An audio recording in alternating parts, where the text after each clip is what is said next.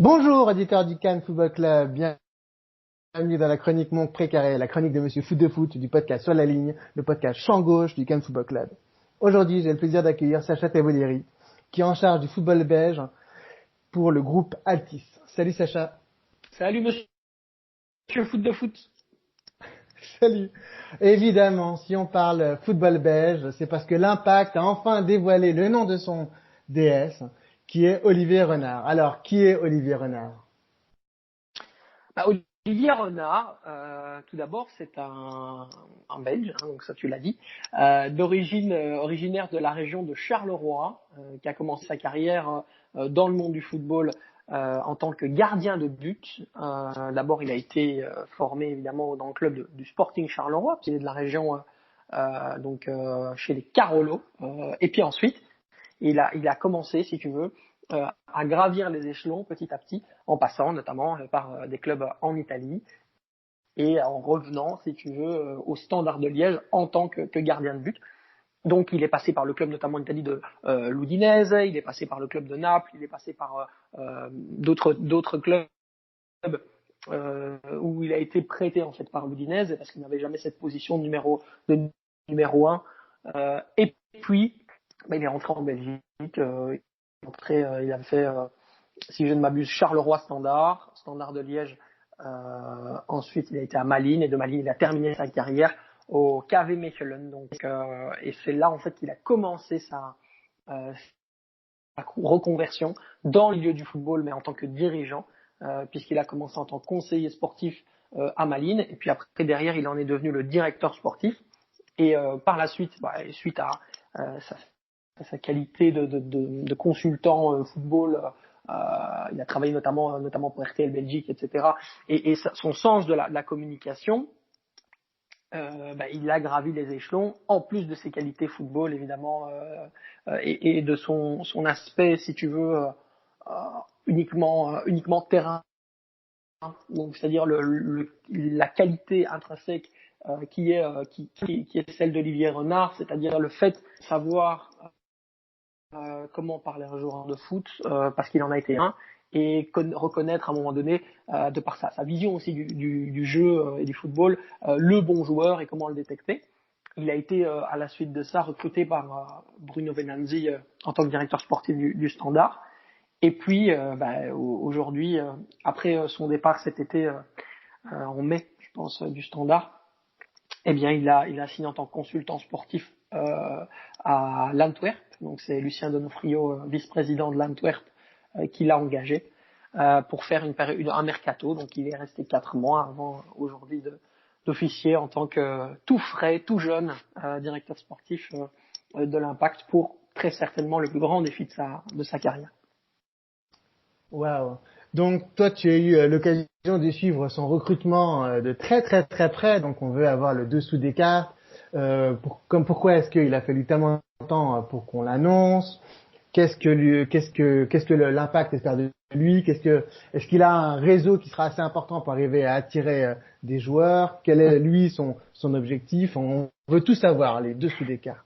Écoute, ça fait pratiquement 3 mois qu'il a fait cette proposition. Elle vient des mains de Walter Sabatini, qui est l'homme de confiance du propriétaire de Bologne et de l'Impact Montréal, et qui lui va, si tu veux, servir de pierre angulaire pour le système de ce propriétaire, avec d'une part Bigone, évidemment directeur sportif de Bologne, et alors il le cherchait pour à un moment donné trouver une vraie structure triangulaire à la société, et bien un directeur sportif à l'Impact. Donc suite à des conversations et un lien professionnel plutôt bon entre Walter Sabatini et Olivier Renard, il a été question évidemment de le nommer en tant que directeur sportif.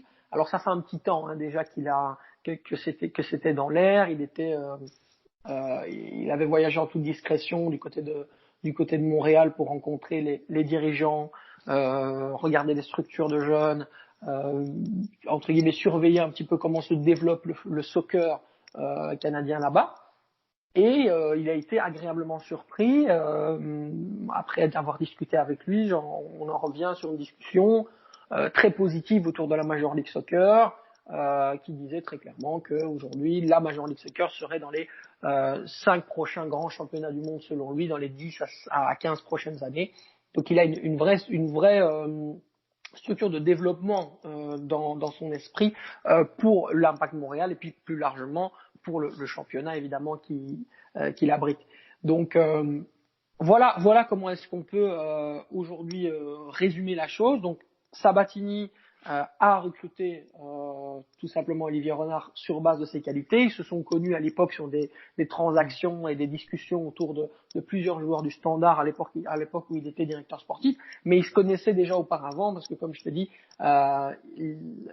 Olivier Renard a des liens très étroits avec des agents en Italie, avec notamment des anciens joueurs là-bas, et il a toujours eu entre guillemets un bon rapport avec toute une série de personnes, dont Walter Sabatini. Voilà, l'opportunité s'est présentée et lui, il a vraiment pesé le pour ou le contre. Je pense qu'il savait entre guillemets qu'il allait partir, mais il n'allait pas partir entre guillemets si les dirigeants de l'Antwerp, donc le club pour lequel il était conseiller sportif, ne leur donnaient pas son aval. S'il sentait, et c'est de ces mots que je te dis, s'il sentait de la déception, il n'aurait jamais signé à l'Impact. Et ça, c'est, je pense, le plus important à souligner pour tes auditeurs, c'est qu'aujourd'hui, il y a un fait de fidélité, de loyauté qu'a Olivier Renard aux yeux des dirigeants, et en particulier dans ce cas-ci aux yeux des dirigeants de l'Antwerp et Lucien Donofrio pour ne pas le nommer, qui est assez important.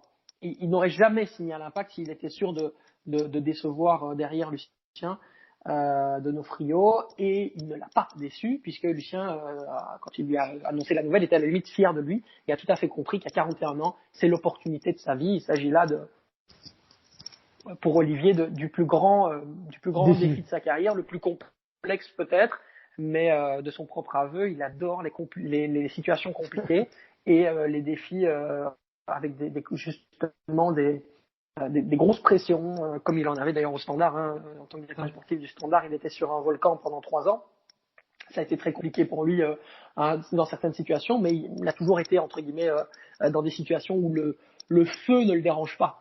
Donc il adore cette espèce d'animosité professionnelle et personnelle. Et, entre guillemets, c'est ce qui va le booster pour faire encore de meilleurs résultats, de meilleurs résultats à l'Impact, quoi. Voilà. Okay.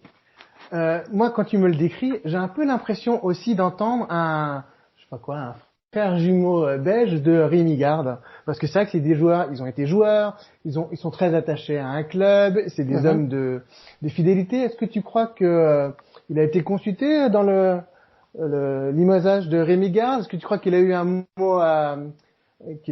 qu'on lui a demandé son avis, ou tout ça s'est fait avant que tout ça se règle?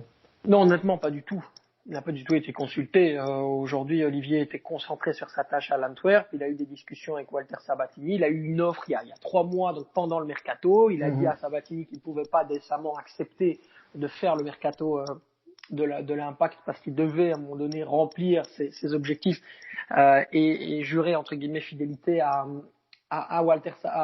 Lucien Donofrio, le vice-président de l'Antwerp, qui lui a fait confiance, parce qu'on rappelle, quand il se fait mettre dehors du Standard, il y a entre guillemets, je ne dirais pas personne qui le veut, mais il est dans une situation compliquée en tant que directeur sportif.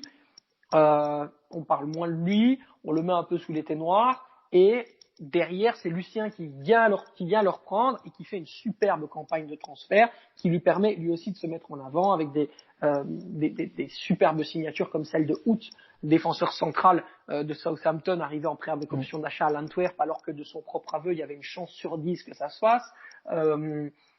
Manuel Benson, dont on pensait qu'il allait plutôt se diriger du côté du championnat allemand dans un club du subtop et qui arrive à ramener par force de persuasion à l'Antwerp. Et puis aussi le lien de confiance assez important qu'il a pu déjà construire et entretenir avec Lucien Mouflio qui lui s'occupait de toute une série de transferts, donc Steven Defour, Kevin Mirelas, c'était un peu plus Lucien. Mais il a toujours travaillé en totale cohésion avec les autres quand il était à l'Antwerp, et il était très bien. Je sentais une vraie stabilité quand je parlais avec lui il y a 2 semaines, qui m'a annoncé son départ.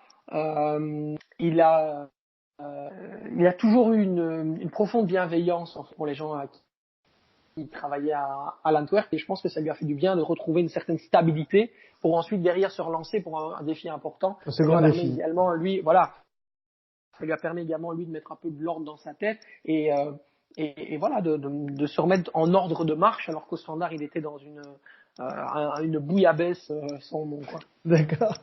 Parfait. Eh bien, j'espère qu'il va passer la bouillabaisse à la poutine avec grand succès.